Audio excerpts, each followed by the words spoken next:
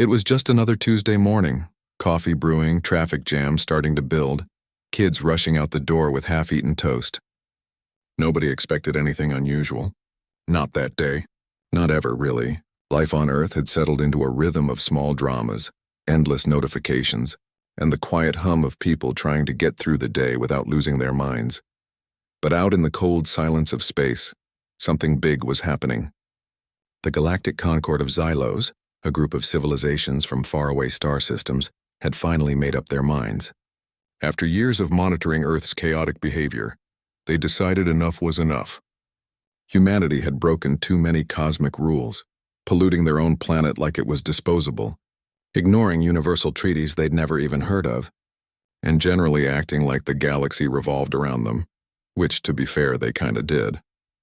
So, at precisely 8:17 a.m. Coordinated Universal Time, the Concord sent a message. Not a secret signal or a coded whisper. This was a full formal declaration of war, broadcast across every satellite, deep space antenna, and even some old-school radio telescopes still listening to the stars. The message came through crystal clear, translated into over 200 languages, complete with shimmering holographic symbols and a calm, dignified voice explaining that Earth was now an official enemy of the Galactic Concord. But here's the thing, nobody was really paying attention. At that exact moment, a famous actor was live-streaming himself trying to cook pancakes and failing spectacularly. The video had already gone viral.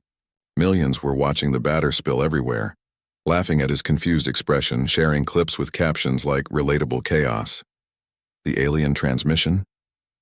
It popped up as a weird glitch in the corner of the screen for about 3 seconds before the stream auto-corrected and went back to pancake disaster. A few people did notice.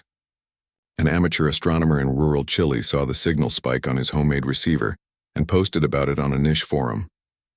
A late-night podcast host who usually talked about government cover-ups played the audio during his show, calling it the real deal. But by sunrise, the story had already been drowned out. News networks gave it a quick mention during the 9 a.m. update. Strange signal from space sparks online rumors. But they spent more time debating whether the celebrities' burnt pancakes were a metaphor for modern parenting. Social media exploded, sure, but not with fear or urgency. Instead, people photoshopped the Xylosian ambassador, a tall iridescent being with 6 eyes and flowing robes made of light, into memes. One showed him holding a World's Best Invader mug. Another had him side-eyeing Earth like a disappointed teacher. Alien drama started trending, but mostly because someone made a dance move called the Invasion Shuffle. Even scientists who confirmed the signal was real couldn't get anyone to take it seriously. One researcher gave a calm interview explaining that the message used physics-defying compression and originated from a star system 40 light-years away. The interviewer nodded politely, then cut to a segment about a new dating app that matched people based on their pizza toppings. Governments? They held briefings behind closed doors. A few defense ministers exchanged worried glances, but with elections coming up, inflation rising, and a major sports final that weekend, no one wanted to sound alarmist. Probably a hoax, said one official off the record. Or a prank by that tech billionaire who's been launching satellites shaped like emojis. Meanwhile, life went on. People argued about whether pineapple belonged on pizza. Someone's dog became famous for barking at a drone. A teenager in Mumbai posted a 15-second video of rain falling on a tin roof that got 2 million likes. The world kept spinning, blissfully unaware, or maybe just unwilling to care, that an actual interstellar empire had just declared war on them. Even the people who believed it found ways to shrug it off. If aliens are coming, said one guy on a bus scrolling through memes, at least they'll fix our Wi-Fi. Another joked that maybe the aliens would cancel student debt. A teacher tried to use the news as a classroom discussion topic, but half the students were watching the pancake video under their desks. The Xylosians, watching from light years away through their advanced observation arrays, were confused.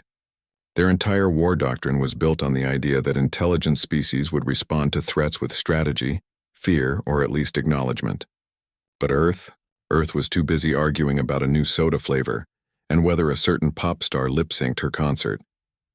Back on the planet, the original transmission was already being remixed into lo-fi beats.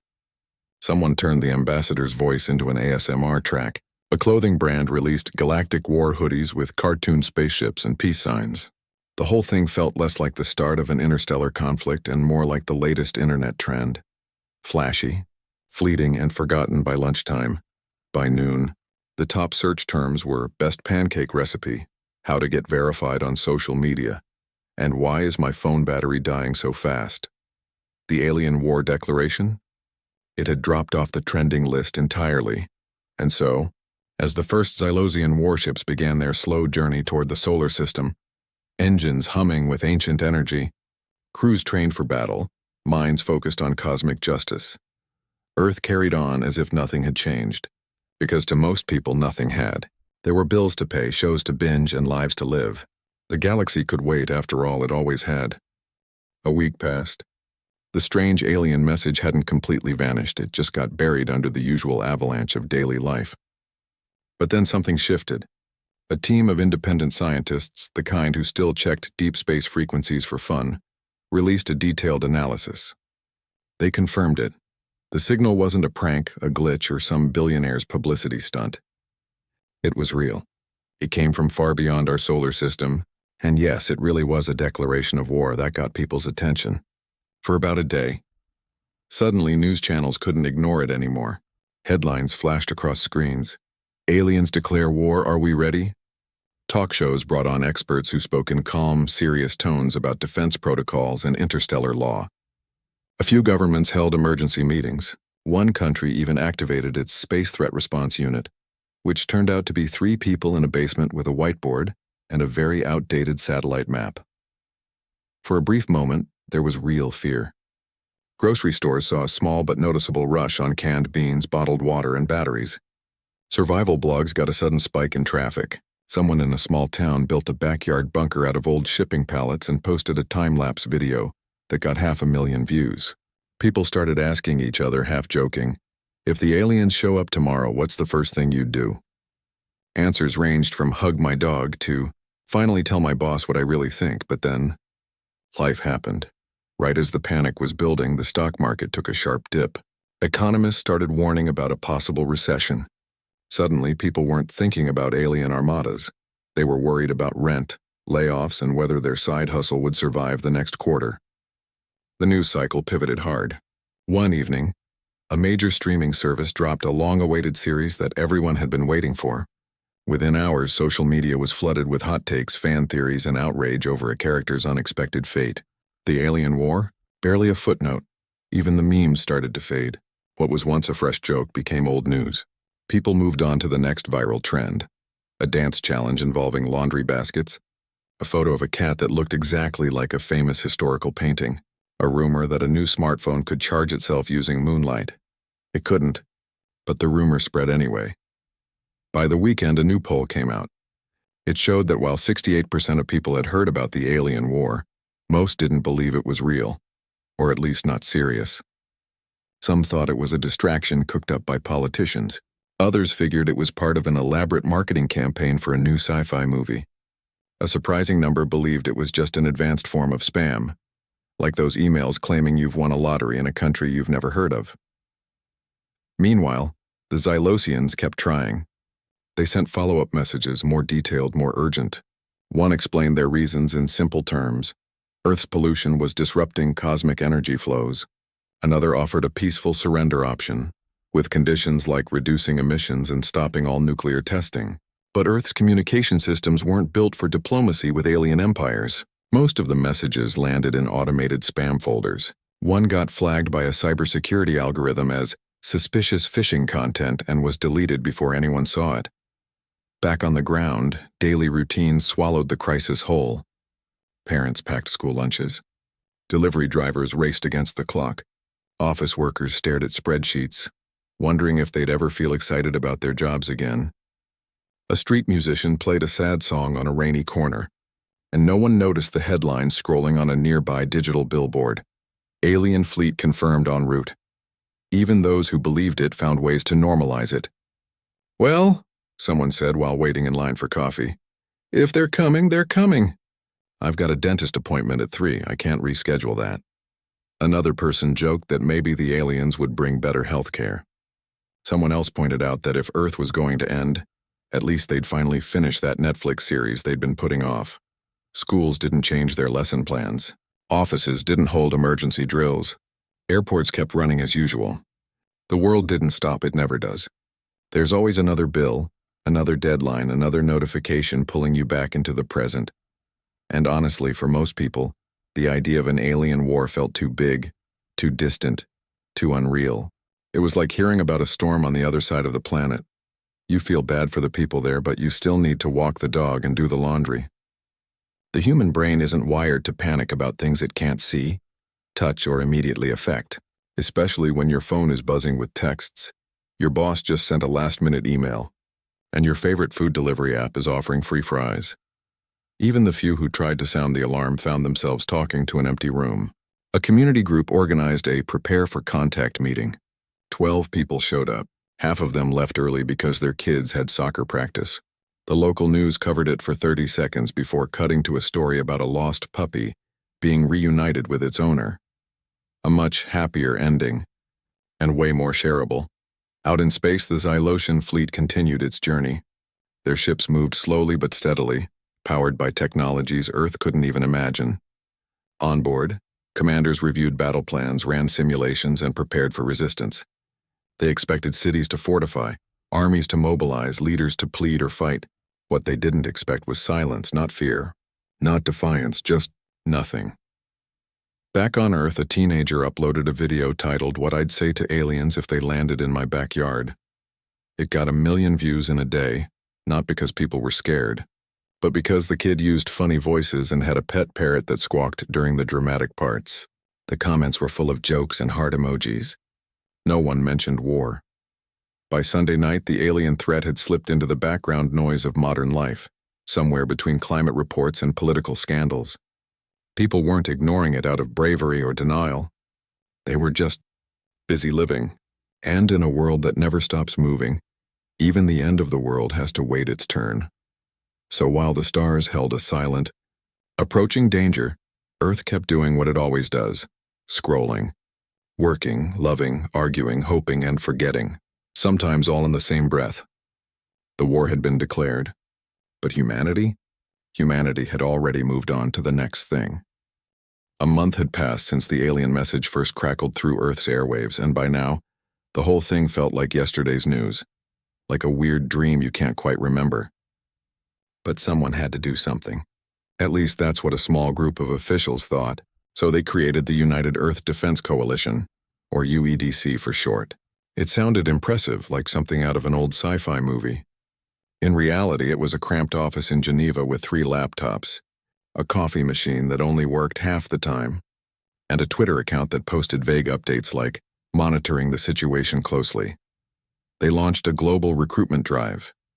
Join the UEDC, the posters said. Defend Earth, be part of history.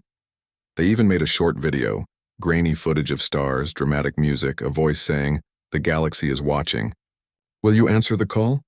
It looked cool, for about 10 seconds, but signing up wasn't like joining the army or applying for a job. There was no training base, no uniform, no clear mission, just a form on a website that asked for your email, your country, and whether you'd ever built anything with your hands. Most people assumed it was a joke. Others thought it was a scam. A few genuinely interested folks filled it out, mostly engineers who'd been laid off, sci-fi fans who'd spent years building model spaceships in their garages, and a couple of people just looking for health insurance. In the end, only about 3,000 people worldwide actually signed up.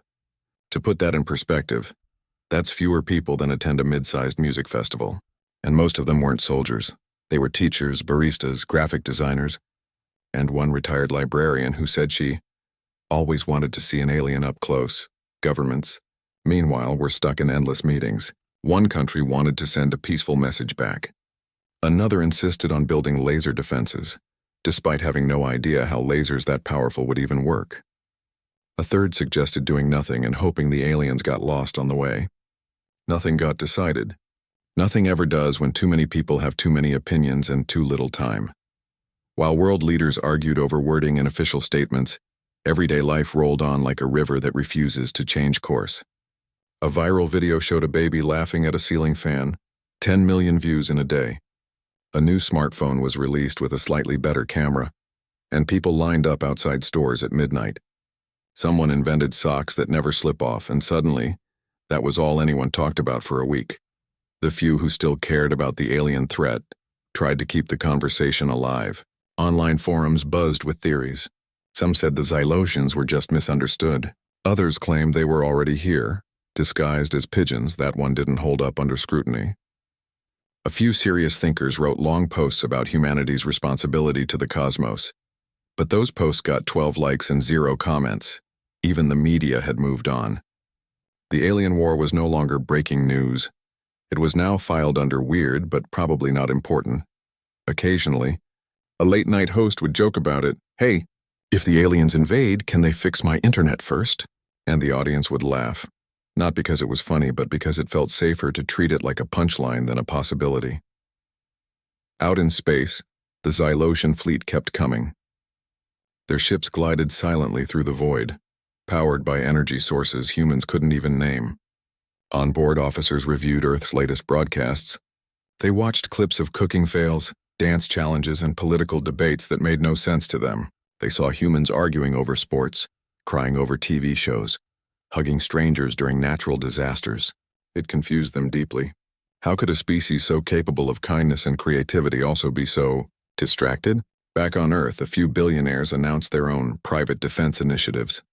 One promised to launch a satellite shield within a year. Another said he'd build an escape ship for essential humans, but their announcements were quickly overshadowed. One got caught in a scandal about fake AI art. Another's rocket test exploded on the launch pad, and the whole thing became a meme before the smoke had cleared. The UEDC tried to stay relevant. They held a live Q&A. Only 200 people tuned in. Half of them were asking if the job came with free snacks. They posted a job listing for Interstellar Communications Liaison. The top applicant listed watched all Star Trek series twice as their main qualification. Schools didn't teach kids about cosmic diplomacy. Parents didn't talk to their children about what might happen if the sky suddenly filled with strange ships. Instead, people focused on things they could control: getting a promotion, fixing a leaky faucet, planning a weekend trip. Because in the end, that's what humans do. They live in the now. Not because they're careless, but because the now is all they've ever really had. Even those who believed the threat was real found peace in small things. Watching a sunset, holding someone's hand, finishing a book. The idea of an alien war was too big, too far away, too strange to fit into the rhythm of daily life. So they tucked it into a mental drawer labeled "Maybe Later" and went back to making dinner. And so, while the galaxy held its breath, Earth kept breathing in its own quiet, messy, beautiful way, unprepared, unorganized, and utterly human. The war was coming. But humanity? Humanity was just trying to get through the week. By the time the Xylosian fleet was just 2 light-years from Earth, something unexpected started happening. Not on our planet, but on theirs. The commanders who had once stood tall in their gleaming war chambers, confident in their mission, were now pacing hallways lined with star maps, rubbing their temples, and asking each other the same question over and over. Are we sure this is still a war? It wasn't that Earth had fought back. It hadn't. There were no laser turrets on the moon, no secret space fleets hiding behind Mars, no last-minute peace treaties signed in a panic. In fact, Earth had done almost nothing. And that was the problem. From their observation decks, the Xylosians watched. They saw humans arguing about which brand of cereal tasted better. They saw someone live-streaming a walk through a forest just to listen to birds. They saw a community come together to rebuild a bakery after a fire, not because it was strategic, but because the owner had always given free bread to kids who couldn't pay. They saw joy, confusion, grief, and laughter, all tangled together like threads in a half-finished sweater. None of it made sense through the lens of war. Their entire civilization was built on order, logic, and clear cause and effect. Declare war, enemy responds. Conflict escalates or resolves. But Earth responded to a galactic declaration of war by launching a reality show where people competed to build the best treehouse. The show got higher ratings than the news segment about the alien fleet. Back on their flagship, the High Command held emergency sessions. Younger officers, Those who had grown up studying Earth's art, music, and chaotic social media began speaking up. Maybe they don't understand what war means to us, one suggested. Or maybe, another added quietly, they understand it too well and chose something else. The older leaders scoffed at first. Sentience requires awareness, they said. Awareness requires responsibility, and Earth shows neither. But doubts crept in. After all, their own laws defined a worthy adversary as a species that recognized danger and acted accordingly. So far, humanity had recognized the danger, and then gone back to watching cat videos. Meanwhile, morale on the Xylosian ship started to dip. Soldiers who had trained for decades in tactical simulations found themselves bored. There was no enemy to fight, no challenge to overcome, just silence, and the occasional bizarre Earth broadcast that made no sense. One crew member accidentally tuned into a 12-hour live stream of a man painting a rock to look like a potato. He couldn't look away. By the end, he felt oddly calm. Back on Earth, life continued its usual messy dance. A new law was passed in one country about plastic straws. In another, a street festival drew thousands who danced in the rain without caring that an alien armada was closing in. A teenager posted a poem about feeling invisible, and it went viral not because it was perfect, but because so many people felt the same way. None of it was about war. All of it was about being human. The UEDC tried one last big push. They released a final warning video, showing blurry artist renderings of Xylosian warships and a voice saying, "They're coming. Are you ready?" But the video dropped the same day a beloved cartoon character was revealed to be returning in a new series. Guess which one got more attention? Even scientists who had once sounded the alarm were now shrugging. "What can we do?" one said in an interview. "We've sent messages. We've held meetings. But you can't force a planet to care." Another pointed out that Earth had survived ice ages, plagues, world wars, and somehow always kept going. Not through grand plans, but through small acts of stubborn kindness. And that was the strange thing. The more the Xylosians watched, the less Earth looked like a threat, and the more it looked like a puzzle they couldn't solve. How could a species so brilliant at creating music, stories, and bridges also be so terrible at taking care of itself? How could they invent the internet but still argue about whether the Earth was round? How could they ignore an alien war fleet while organizing food drives for neighbors they'd never met? The fleet's chief philosopher, a being who rarely spoke but whose words carried weight, finally broke his silence. "Perhaps," he said, his voice like wind through crystal trees, "we came here expecting an enemy. But what if we found something else entirely? A species not at war with us, but at war with its own attention span." That idea spread through the fleet like a quiet current. Soldiers started questioning their mission. Engineers wondered if their weapons were even necessary. Diplomats who had been sidelined began drafting new messages. Not demands, but questions. Why do you laugh when you're sad? Why do you build things you know won't last? Why do you keep planting gardens when you know storms will come? None of these messages were sent, not yet, but the fact that they were being written at all was a sign that something had shifted. On Earth, no one noticed any of this. A new coffee shop opened downtown. Someone found a lost wallet and returned it with all the cash still inside. A group of kids built a robot out of old toys and entered it in a school fair. These weren't heroic acts in the traditional sense. No medals were given, no headlines written. But they were real, and they kept happening every single day, regardless of what floated in the sky above. The Xylosians, for the first time in their long history, faced a crisis not of strategy, but of meaning.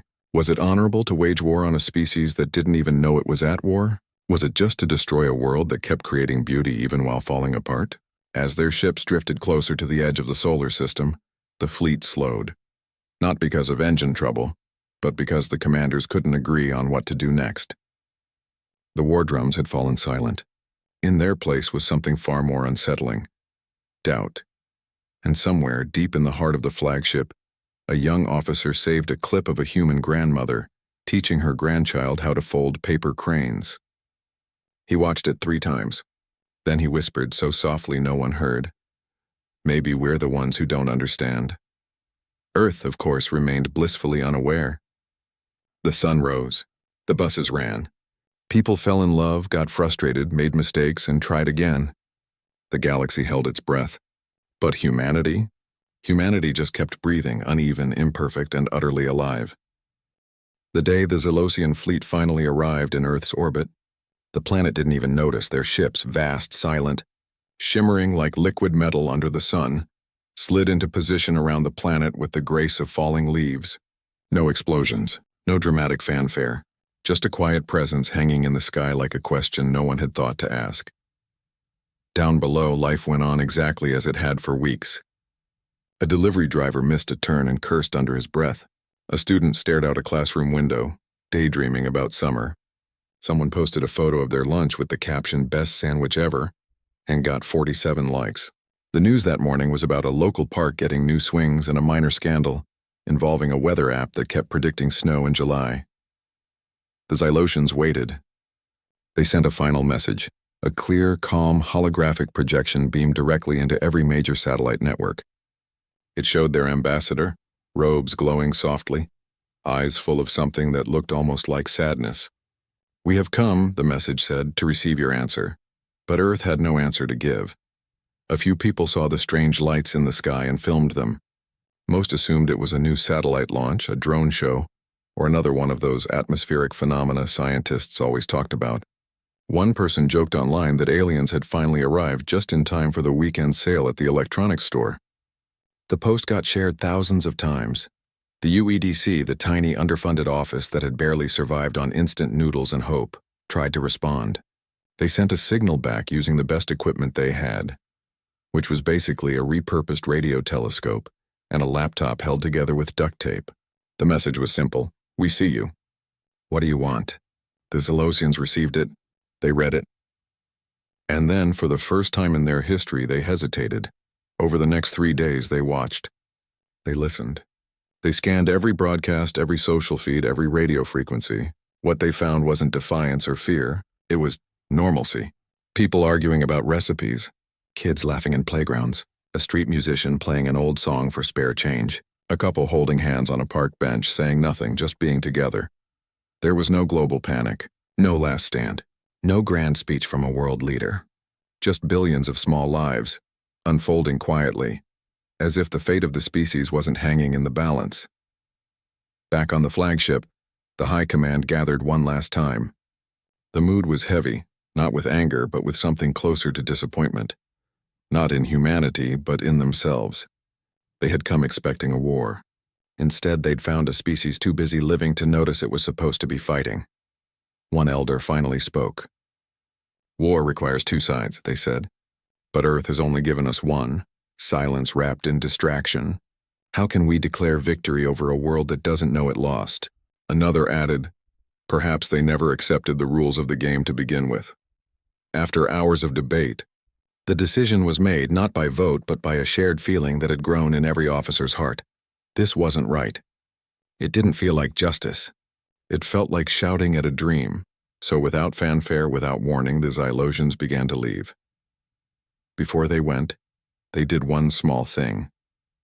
They accessed the Voyager archive, a digital time capsule floating in deep space, filled with sounds and images of Earth from centuries ago.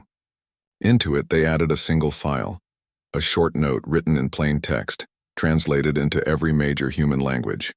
It read, "Your species appears preoccupied. We shall return in 10,000 cycles. Please try to care by then." Then, as quietly as they'd arrived, their ships turned and vanished into the starry dark. Back on Earth, the strange lights in the sky faded by dawn.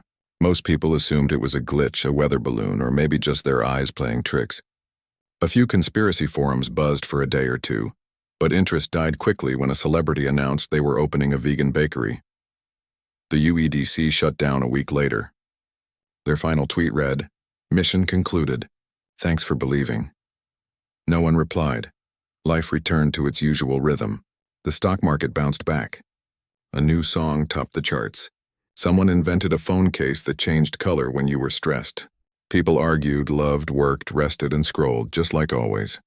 No one held a memorial for the war that never happened. No one celebrated the peace they didn't know they'd been given, because to them nothing had changed. The sky was still the sky. The coffee still tasted the same. The world kept turning, and yet something had shifted, just not in the way anyone expected. In the weeks that followed, small things began to happen. A community garden that had been struggling suddenly got dozens of volunteers. A school started a kindness challenge where students wrote notes of appreciation for each other. A city council quietly passed a law to protect local wildlife, not because of pressure, but because someone remembered how beautiful the birds sounded at sunrise. None of it was connected to the aliens, at least not directly. But maybe, just maybe, the near miss had left a quiet echo in the human spirit, a tiny reminder that the world is fragile, strange, and worth paying attention to. Years later, when historians looked back on this time, they wouldn't call it the alien war that wasn't. They'd barely mention it at all. But in the quiet corners of human memory, in the stories told late at night or in the way someone chooses to help a stranger for no reason at all, the moment would live on, not as a battle, but as a mirror. Because in the end, the galaxy didn't need Earth to fight. It just needed Earth to care. And maybe, just maybe, that's exactly what humanity started doing. Not because of fear, but because deep down, they always knew how.